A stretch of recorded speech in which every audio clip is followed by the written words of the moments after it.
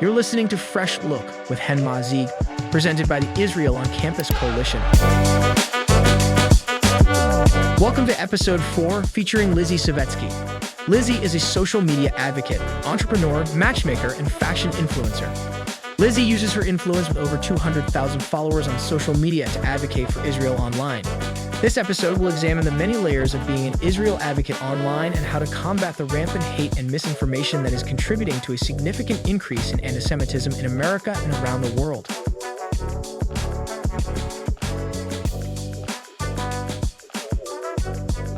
So excited about this next guest. I have a fangirl moment here. Lizzy is an incredible, you're doing so much. I don't even know, where to start. An influencer, a fashion influencer, a Jewish influencer, an amazing person that has inspired so many people. Thank you for joining us, Lizzy. How are you today? I'm great. It is such an honor to talk to you. I am fangirling out here myself. I love your content. I'm constantly reposting it, and I'm so happy to get to talk to you. Fully mutual. And I want to start in the beginning, your upbringing. What really inspired you to be the activist that you are today, do the work that you're doing today? Can you tell me about your growing up and how has that informed the work that you're doing today? So I grew up in Fort Worth, Texas, which may come as a surprise to a lot of people because there isn't the biggest Jewish community there. Certainly not an observant community. I live in the Bible Belt, essentially. But I think looking back, it was the training ground for the work that I do today, because I really became, in a sense, the ambassador for the Jewish people, because I was the only Jew in my class in school. And it really forced me to be the one to educate people about the Jewish holidays, about the Holocaust, things from a very young age that I felt like I needed to get the information about so that I could give it over to my peers. And so even though I didn't have such a strong Jewish community, I felt really strong and proud of my Jewish identity. And then when it came time to go to college, I really wanted to surround myself with more Jews. So I chose to go to NYU. And when I was on campus there, I got involved towards the end of my college career with the Jewish outreach organization, and just really delved more into my Jewish identity, and then ended up deciding to go to Israel for the year after college. And I just really, I had only been to Israel once before that on birthright when I was 18. And I had that feeling that I think we all have the first time we go to Israel, where your soul just feels home.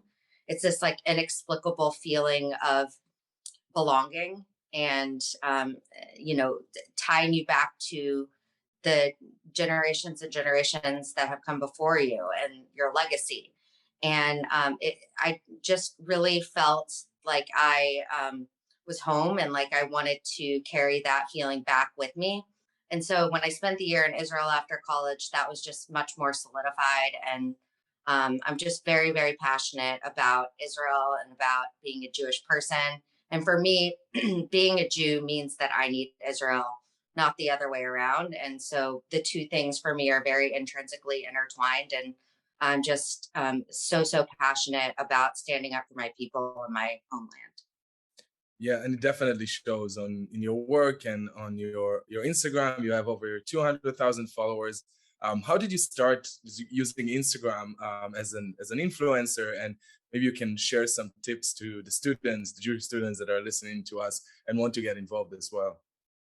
My path was very organic. I had started off as a blogger, and I had an accessories blog called Accessories Expert. People who have followed me for a long time may remember it, but basically I was writing articles about up and coming accessories designers, accessories trends. And then not long after that, Instagram sort of came to the forefront, and I realized that much more of my audience was there than on my blog. And so I shifted gears and I started posting there. And I realized that over on social media, people were much more interested in what was going on in my life. They didn't really care about my opinion on like oversized earrings. They wanted to know what I was dressing my kids in and what I was cooking for dinner. And it was more of a relationship based platform. And so over the years with that, I think this was back in 2013 when I first started. And over the years, it's really evolved. I first started testing the waters in the activist space in around 2018. I was going through a really hard time in my life. I had lost 3 pregnancies in 1 year, and I decided to share about it on social media and really bring my vulnerability into the platform in a time where people were really just posting highly curated, beautiful pictures. Nobody was posting anything negative. This is like the pre-COVID era. And people were so receptive to it. I think they just really loved the authenticity. They felt connected to it. And it was this aha moment for me. Okay, so what else can I use my platform for? And as the years went by, I really stopped feeling fulfilled just posting outfit photos, even though there's nothing wrong with that. And I think fashion blogging is amazing. I just personally felt like my voice was so needed for the Jewish people, especially when I was seeing what was going on college campuses and being a mom myself, just wanting to make sure that my children have a strong Jewish future. And so I just slowly over time started posting more and more about Judaism and about Israel. And then it was specifically last spring during the war in Gaza when I just kept doubling down, and knowing that I was going to lose followers and lose jobs. And I didn't care because I had this feeling like maybe the whole reason that I have this audience and that I started this accessories blog is so that I could have my voice and lend it to this, because this is, what matters more than anything. Wow, that's an incredible journey. And I think what really resonate, but also stood out in what you said, is that you're very authentic. And I think it makes sense because you're speaking up for Israel, you're speaking up for the Jewish people. And I think that for a Jewish person to be anti-Israel or anti-Zionist, you can be authentically Jewish if you're against your half of your community or against a cause that is the well-being of your community. And I think that this authenticity is really what comes across in your work. And you can post beautiful pictures and beautiful videos, but it's really authentic, and it really connects to your support to Israel, I think. And you were just in Israel, I saw, and I want to hear about this trip. How was that for you? It was so amazing to come home after 4 years of not having been in Israel. I don't even think I realized how much I needed that spiritual connection.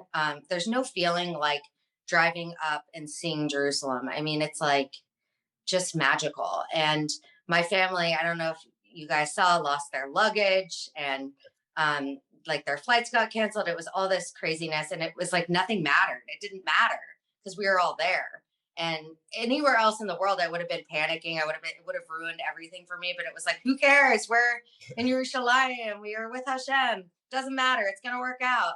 And it was incredible. We were dedicating a Torah to the IDF. It was a project that took me a couple years to complete in memory of pregnancy loss, and thousands of people from all over the world had donated in memory of these babies that they had carried but never got to meet. And it was a project that I started before I was even pregnant with my baby boy. I didn't do it so that I would be rewarded with a baby. I just wanted somewhere to put my pain. We wanted somewhere tangible to represent all of these souls. And so I can't even explain. It was more special than my wedding day. Nothing could have prepared me. Like, I felt Hashem's presence in the most profound way that I've ever felt it in my life, there on an army base, looking at my heroes, these IDF soldiers who have sacrificed everything to protect the Jewish future. It's not just about a land, it's about the future of our people. Mm-hmm. And being able to give them this Torah that represented so much pain to me was just like the most unbelievably emotional situation. And it's something that I will treasure for the rest of my life. And, we were only there for 3 days, but it doesn't matter. I'll go to Israel, for 24 hours because it fills you up in a way that nothing else can. Totally. I totally get that. And I think another thing that stands out, and I mean, everything you're saying is just incredible. I love everything you say. But when you keep on referring to Israel and discussing Israel, you feel there's like a sense of, you feel like it's bigger than us, and it's something for the Jewish people. And it's not just, can you tell me more about what you feel about Israel and Zionism and what that means for you? I think it's impossible to talk about the future of the Jewish people and to talk about our Jewish identity without understanding that it is absolutely imperative for Israel to exist.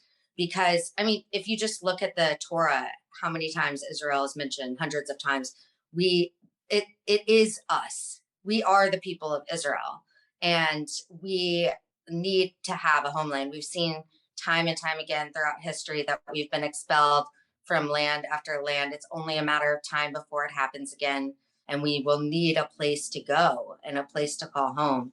And it's just absolutely impossible for the Jews to have a future without Israel. And I just I can't even express how much it means to me and how much it matters. And I think that the media and social media have painted such a false picture of what Israel is. And it's something that you don't understand unless you've been there and seen it with your own eyes. And we have so many people that have these loud voices, and they're out there talking about how oppressive Israel is, how divided Israel is, but they haven't been there and they don't know. And so it's very easy for somebody to sit back in the comforts of America behind their keyboard and say all these things and think that they're fighting for human rights when in fact they're only hurting all of us. And I just feel like it's my responsibility to tell the truth for Israel, to show the beauty of Israel in a world when there's just so much negative propaganda against us, bringing it back to the positive and to the beauty and to the unity, because that's what Israel is. It's really unity, and it only takes going to the Kotel on Friday night before Shabbat to really see that. When you see the soldiers and you see the tourists and you see the Haredim and you see, the Hasidim, you see every walk of life coming together in this common bond. And it's so incredibly beautiful and uplifting. And that's what Israel means to me. And that's not what we see in the news. Yeah, and we're lucky to have you and voices like yours out there showing the truth and speaking up about the truth. And I wanted to speak more about anti-Semitism online. You mentioned that you're working on social media and you're seeing a lot of the trends, and that I'm sure you and I seeing the same trends of anti-Semitism and anti-Semitic hate speech online. How do you go about combating it, and what tips do you have for people that are not as big influencers as you are, to stand up against anti-Semitism? It's something that I was definitely not prepared to take on. I remember the day last spring when I wrapped myself in an Israeli flag during a time when the world was just pummeling Israel, and just saying the most untrue, disgusting things about us. And I knew that there was going to be no going back from that moment, that I was opening up a can of worms. But I don't think that anything could have prepared me for the amount of hate that I would get and the death threats. I really felt vulnerable. I felt afraid for my safety and my family's security. It also showed me just how few friends the Jewish people have, that we are really in this alone, and that if we don't stand up for ourselves, then nobody's going to stand up for us. And so I felt a huge amount of weight on my shoulders to take this fight on in spite of all the hate. And I think that the advice that I would give is to just remember the why. The reason that I am doing this is for my children, for their children, for the future of the Jewish people. And, it may be uncomfortable and it may feel unsafe in a way at times, but it would be to ignore the problem is not going to make it go away. We have to fight back. And I think that there's multiple ways to do this. Of course, I have a loud voice because I have this platform. So and I understand that not everyone has that. So I would say that things that other people can do is amplify the content that you believe in, by liking it, sharing it, commenting, we need that. As social media influencers, that is what helps the algorithm so that more eyeballs get on it. Also, it's really as simple as just showing up. The Jewish people are never going to win the numbers game. I've been to multiple rallies where, it's a pro-Israel rally and there's 100 people on our side and there's 4,000 anti-Israel people on the other side. I was at one here in Dallas with those statistics. And we need to show up for ourselves. It's very easy to find an excuse.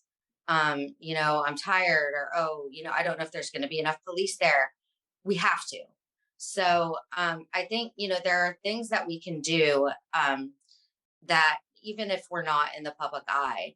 And, I even try to do it just by amplifying my fellow influencers' content. And I think that that's something very easy that can be done.